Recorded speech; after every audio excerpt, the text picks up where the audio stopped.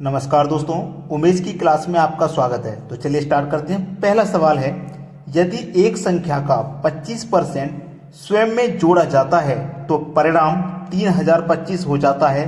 मूल संख्या ज्ञात कीजिए। देखिएगा, हमारे पास ये जो वैल्यू है 25%, इसकी फ्रैक्शन वैल्यू क्या होती है निकाल लेते हैं। 25% का मतलब होता है बटे में 100। 25 से कम 25, 25 100 के 100, यानी कि फ्रैक्शन वैल्यू 1/4 होती है, जिसमें नीचे वाली संख्या आपकी मूल संख्या होती है। ठीक है, नीचे वाली संख्या आपकी मूल संख्या होती है, याद रखना। अब नीचे वाली संख्या में जोड़ देंगे हम 1, तो कितना हो जाएगा भैया 5। हमसे क्या बोला था कि एक संख्या का 25% स्वयं में जोड़ा जाता है।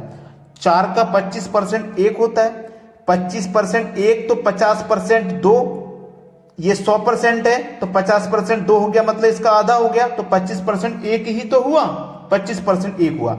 तो 4 में जोड़ देंगे कितना हो जाएगा भैया 5, और हमारे पास 3025 है, तो 5 की वैल्यू 3025 के बराबर है। तो 1 की वैल्यू कितनी हो जाएगी, 5 से इसमें डिवाइड कर दो तो 605 बार में डिवाइड होगा। जब 1 की वैल्यू 605, हमसे पूछा है मूल संख्या। मूल संख्या कितनी है 4, मतलब 4 का मान बताना है।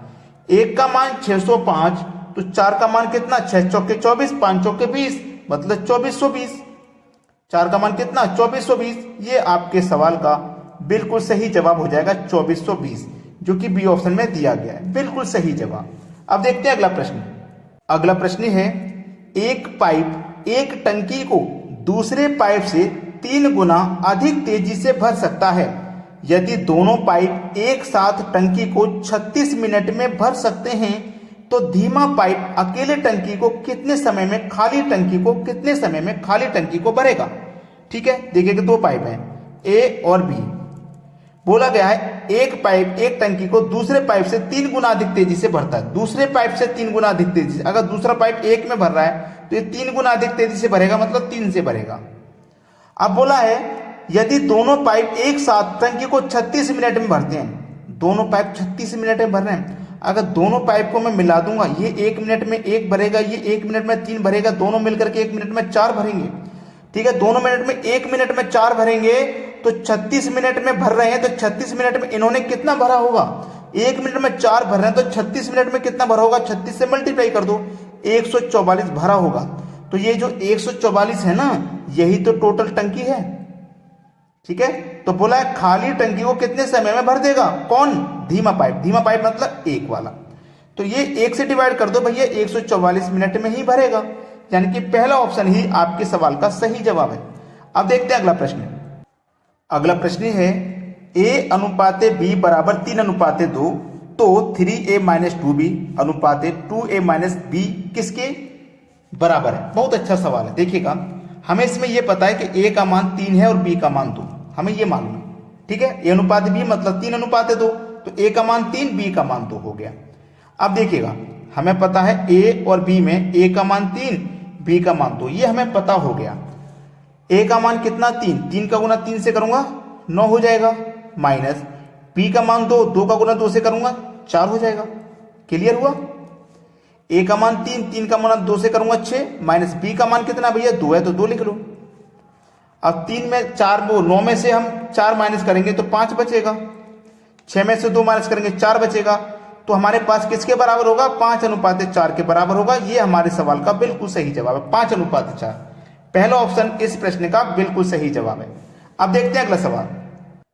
अगला सवाल है, 3 की पावर 6 गुने 5 की पावर 7 और 2 की पावर 5 गुने 3 की पावर 5 का HCF किया है। ध्यान रखना, कभी भी ऐसा प्रश्न आए आपको सबसे पहले कॉमन देखना है।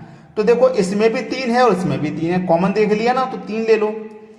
जिसकी पावर सबसे कम है वो लेना है, तो 3 की पावर यहां पे कम है, 5 ले लो। 2 संख्या थी हमारे पास, 3 और 3 दोनों जगह, कॉमन संख्या 3 थी, तो 3 को ही लेना है, और उसके साथ में छोटी वाली पावर को लेना है, बराबर। 3 की पावर 5 का मान कितना होता है भैया, 243 होता है। 3 की पावर 5 का मतलब है कि 3 का मल्टीप्लाई आपको 5 बार करना है।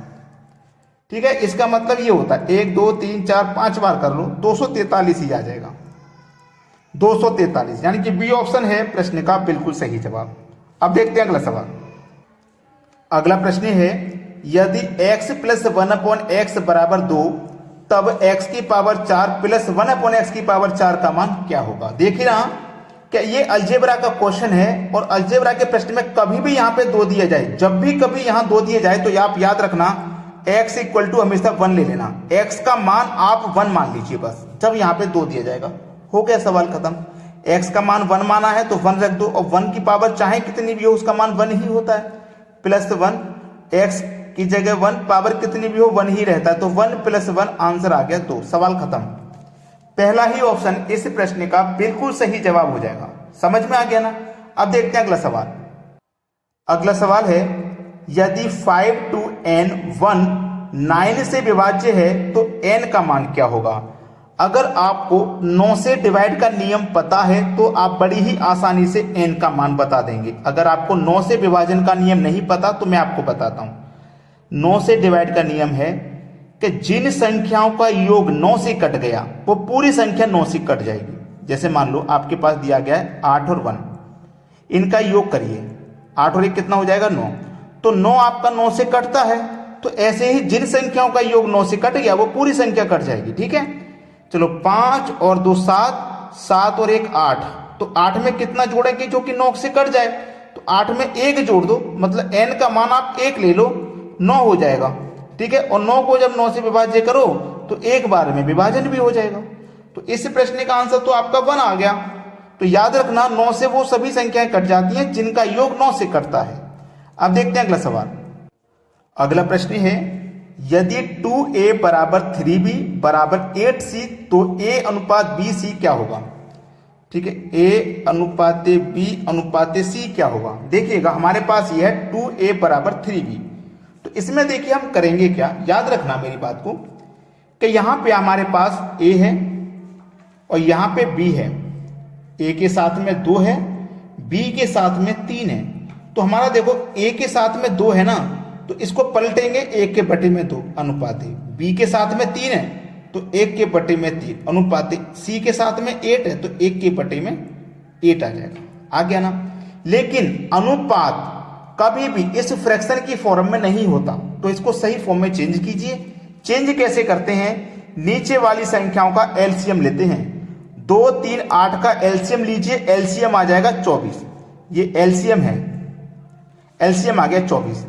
तो 2 से 24 में डिवाइड करो, 12 बार में डिवाइड हो जाएगा, 12 का मल्टीप्लाई 1 से करो 12।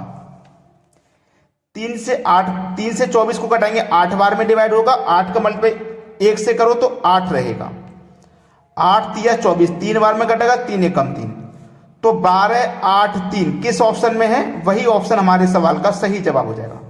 12 8 3 डी ऑप्शन में है, तो डी ऑप्शन हमारे सवाल का बिल्कुल सही जवाब है। जो भी बच्चा अभी तक वीडियो को लाइक नहीं किया है तो वीडियो को लाइक कर दें और उन सभी बच्चों तक शेयर कर दें जो कोचिंग सेंटर तक नहीं पहुंच पाते तैयारी करने के लिए, घर पे रह के ही तैयारी करते हैं, तो उनके लिए वीडियो जरूर शेयर कर दें और कमेंट करके बताएं कि आपको हमारे वीडियोस कैसे लगते हैं। ठीक है दोस्तों, धन्यवाद।